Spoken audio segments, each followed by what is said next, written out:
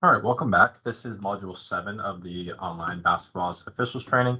We'll be getting into some actual mechanics for our three-person mechanics. So typically during basketball, we use 3 officials. Depending on availability, we may have to go down to 2. But when we do have enough people, we have 3, and they are the lead, the center, and the trail. Should we have to run a game with only 2 officials, we would run with just the lead and the trail official.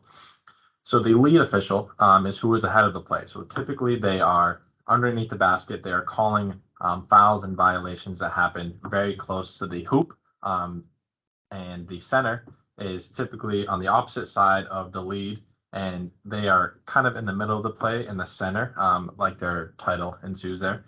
So underneath the basket, we'll have the lead. Opposite them, kind of towards where the free throw line is, free throw line extended, the center will be there. And then on the same side as the lead, up towards half court, that is where the trail official is. So they are behind the play. Some other terminology, a rotation is a live ball movement, and it's usually to try and get the best look at the play. So we want the lead official calling a lot of the fouls and violations that are close to the hoop, like I said. So on a play, we'll get into how to rotate eventually, but what may happen is the lead may switch from one side of the hoop to the other, and what that will do is push the center. They will go back and become the trail official, and the old trail will move up a little bit to the free throw line and become the center on the opposite side.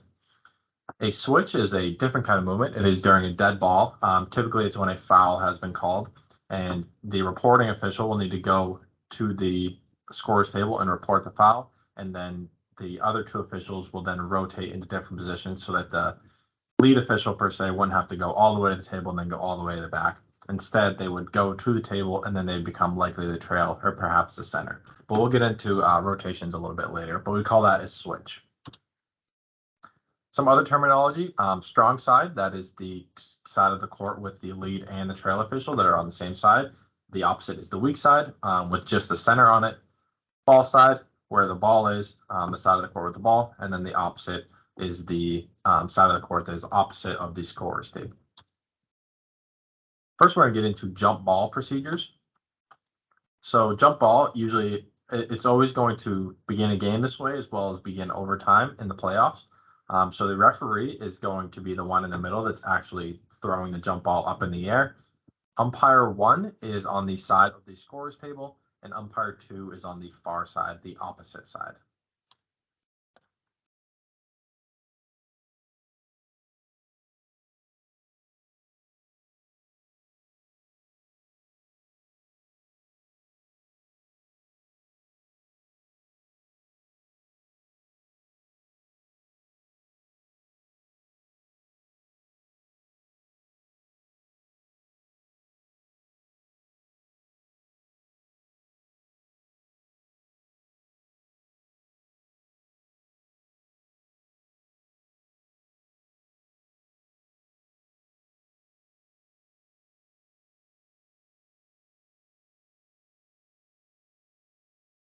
Okay, so some responsibilities. The referee is going to make sure, 1, that the table is ready, as well as your 2 partners.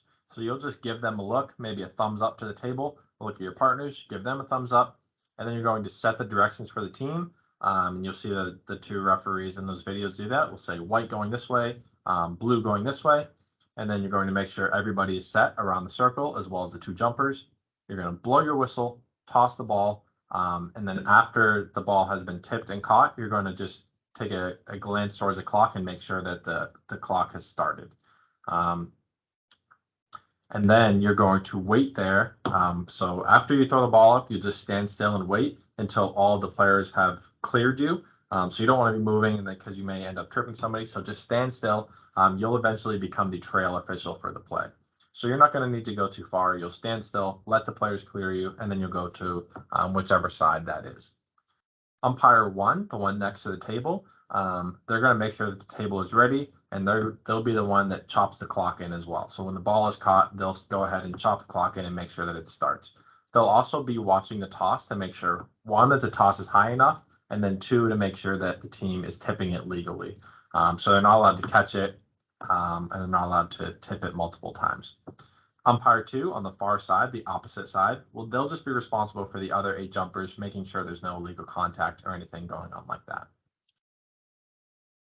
So in a scenario where the ball goes to the right, the team that is trying to score on the hoop on the right, this is what the rotation will look like. So the referee that throws the ball up, like I said, they'll become the trail. Umpire 2 in this case, because they're already on the right side of the court, they're going to go ahead and maneuver down, and they'll become the lead official for this play. It's just easiest for them because they're closest. And then the opposite side, the umpire 1 will then become the center. So they're going to go to that free throw line extended.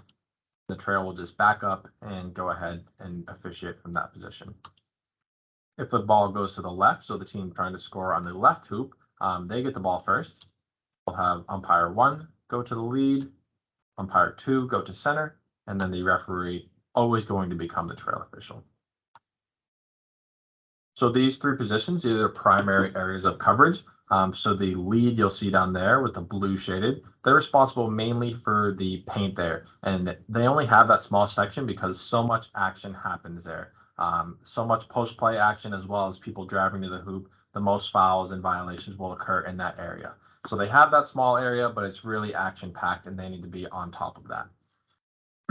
The trail official that is on the same side as them, they're going to have that entire bottom line, or I'm sorry, that entire sideline there, as well as all the way up to the other side of the painted area there.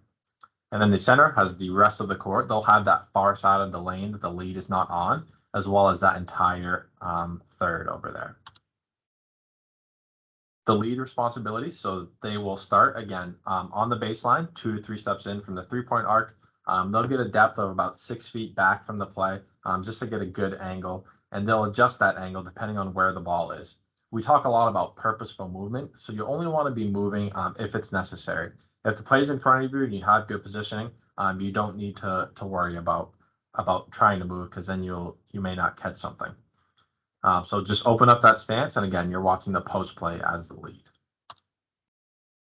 The center, opposite side of the lead and the trail. Again, they're on the free throw line extended there, and they're going to be using their peripheral vision to see all other players that are in their primary. So if the ball's not in your direct area, you're going to be watching other matchups. You'll be looking for illegal screens, off the ball fouls, and illegal contact. And you'll just be moving up and down that sideline to try and get the best angle of the play.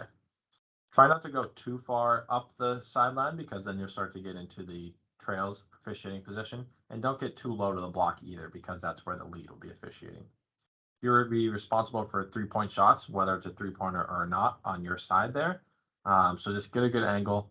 And then the motions that we need to do there is if they have a foot on the line or if they're inside the free throw line, we'll put 2 fingers down, down by your hip. And then if they make it, you'll just flash 2 fingers to the scorer's table to let them know it was a 2. If on the other side of the court, the trail official has a 3-pointer, so they put the 3-point sign up, then you're just going to mirror that to the scorer's table as well. A big responsibility of the center is to be watching push fouls on rebounds. So they'll have the best view when a shot goes up. They'll be able to see whether teams are pushing on the rebounds. So you'll need to watch that, and then you can also help out with any sort of traveling or other violations that are in the paint. The trail is almost all the way back by half court.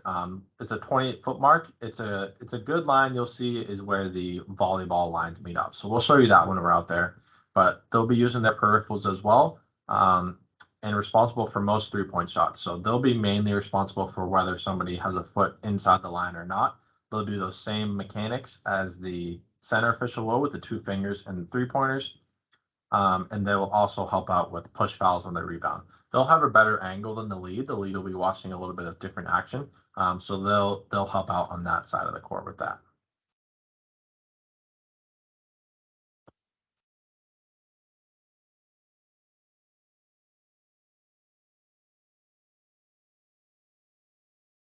So what we'll see here is the official that's off to our right here.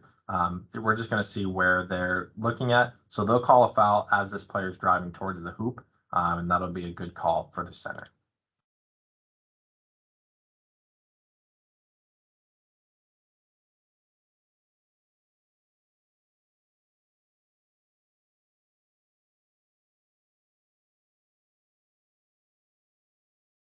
So you can see everybody's positioning. The lead is on the far side there. The trail's up towards half court. The center could probably be a little bit more towards the free throw line extended there, but they're all in good position. Their eyes are all in the correct places, and they're helping each other out. You can see on this play, the lead is now on this side of the court with the trail. It's interesting to see that the trail calls a travel here. It's a little bit outside of his primary, but he sees it. If you see a travel and it's pretty clear, don't be afraid to put a whistle on it. You don't want to be whistling everything in somebody else's area, but if you see a travel and they happen to miss it, go ahead and put a whistle on that.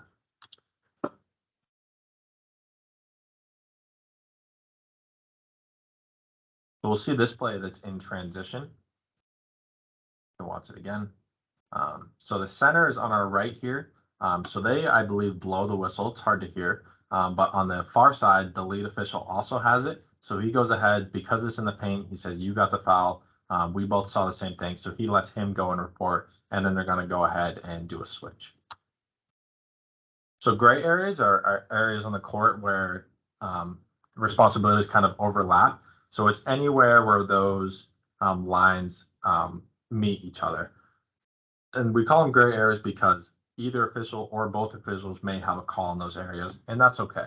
We don't want to be calling something completely in somebody's area, but if it's in one of these gray areas, we can go ahead and officiate together.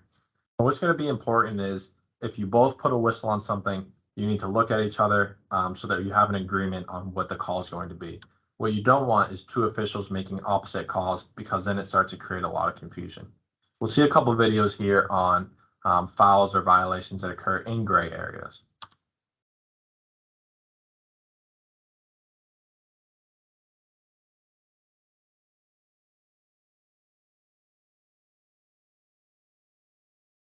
Yep, so we'll see both officials have a whistle on this, both have a foul.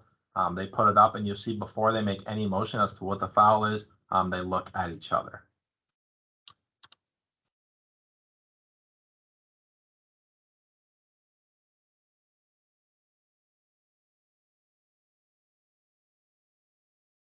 Here we'll see the center and the trail both initially put up a hand for the three-pointer.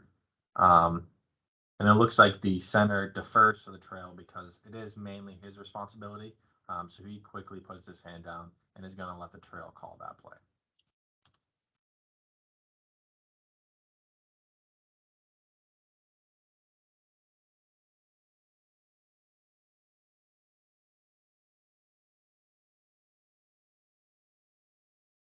Yeah, so we'll see another gray area call here. It's pretty much right on the line between where the center and where the lead, their primaries are. So they both have a whistle on it. They both put a fist up, so they have the same idea of the call.